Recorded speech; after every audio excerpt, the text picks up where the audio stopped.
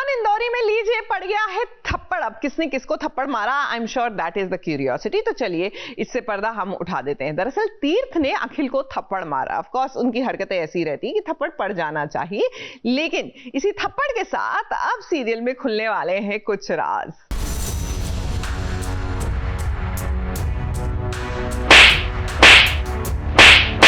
मेरा और सुमन का रिश्ता खत्म हो चुका है, और अगर रिश्ता टूट चुका है तो क्यों इसको भाभी भाभी करके चिल्लाता रहता है, बोलते रहते हैं इसको भाभी भाभी। ना झूठ बोल सकते हैं, ना तोड़ सकते हैं, ना झूठ दिखा सकते, ना सच छुपा सकते, क्योंकि अब ये मेरा फैसला है और मेरा अधिकार छीनना आपका अधिकार नहीं। तो सच बताइए। 5 साल पहले जो सच था सच आज भी वही है कि मैंने ही देविका भाभी को ऋषि को मारने को कहा था। सच मानना है तो मानो, नहीं मानना तो मत मानो, तुम्हारी इस घर में कोई जगह नहीं है, निकलो यहाँ से। अरे एक सेकंड, ये क्या? इस सुमन और तीर्थ का ना अब तो सच में कुछ समझ में नहीं आ रहा है। आखिर तीर्थ को इतना गुस्सा क्यों आया कि उसने इस सुमन के सामने अपने भाई अखिल को जोरदार थप्पड़ मार दिया। अब ये थप्पड़ अखिल को इसीलिए पड़ा है क्योंकि वो सुमन को सारा सच बताने जा रहा था कि ऋषि के मौत का जिम्मेदार ये पूरा मित्तल परिवार है। ये तीर्थ भैया की इसमें कोई गलती नहीं है। ऋषि को जाकर सच बताने वाला होता है कि जो आप सोच रहे हैं कि तीर्थ भैया ने ऋषि को मरवाया है, तो वो बात गलत है। तीर्थ भैया को, ऋषि को एक्चुअली तीर्थ भैया ने नहीं बल्कि हमारी वजह से मरा, हमारी फैमिली की वजह से मरा, पापा की वजह से उसकी मौत हुई है।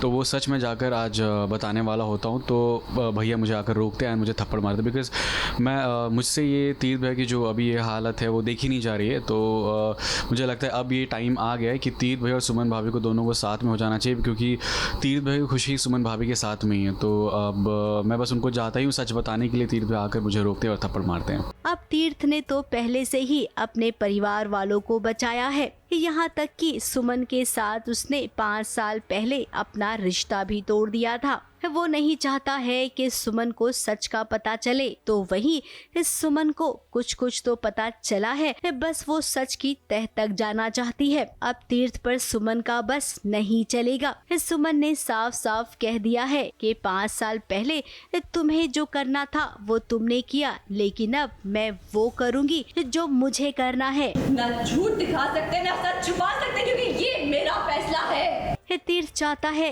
कि सुमन घर छोड़कर चली जाए, लेकिन सुमन इस सच जाने बिना यहाँ से जाएगी नहीं। क्योंकि तीर्थ भैया नहीं चाहते कि हमारे घर पे कोई आ जाए, हमारे घर को परेशानियाँ। ऑब्वियसली अगर ये बात जब बाहर आएगी कि ऋषि की मौत की जिम्मेदार हमारे फैमिली मेम्बर से किसी की वजह से है, तो बात हमारी फैमिली पे आएगी तो वो उन्हें अच्छा नहीं लगेगा। वो नहीं चाहते कि ये सब बात हमारे फैमिली पे आए, तो वो सारी जितनी भी चीज़ें अपने सर पे लेकर हमें खुश देखना चाहते हैं। तो इसलिए वो सुमन भाभी को घर से बाहर निकालने के लिए भी वो कोशिश कर रहे हैं, क्योंकि पहले लग रहा था कि वो घर पे रहेंगे तो खुशियाँ आ जाएंगी वापस। लेकिन अब जब हमें ये डाउट हो, तीर्थ भैया को एक्चुअली ये डाउट हो गया कि सुमन भाभी को कहीं ना कहीं से वो एक हिंट मिल गया है कि तीर्थ भैया बेकसूर है। पूरा परिवार खड़े रहकर ये तमाशा देख रहा है, और इस तमाशे को देखने में सबसे ज्यादा मजा आ रहा है देविका भाभी को। अब देविका भाभी ने भी इस सुमन को 1-2 ताना सुना दिया, लेकिन उन्हें नहीं पता कि सुमन ने जो कहा वो उन सभी तानों पर भारी पड़ गया। इस सुमन ने कहा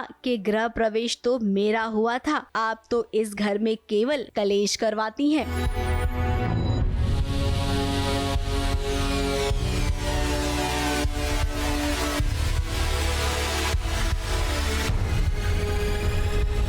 देखा क्या तमाचा मारा है ना सुमन ने। खैर अब सुमन और तीर्थ के बीच बातचीत होगी, और वो कहते हैं ना कि बातचीत करने से ही बड़े बड़े मसले सुलझ जाते हैं। तो यहाँ पर भी उम्मीद तो कुछ ऐसी कर ही सकते हैं। आगे जो होगा उसका मालिक तो राइटर ही है। ABP news report.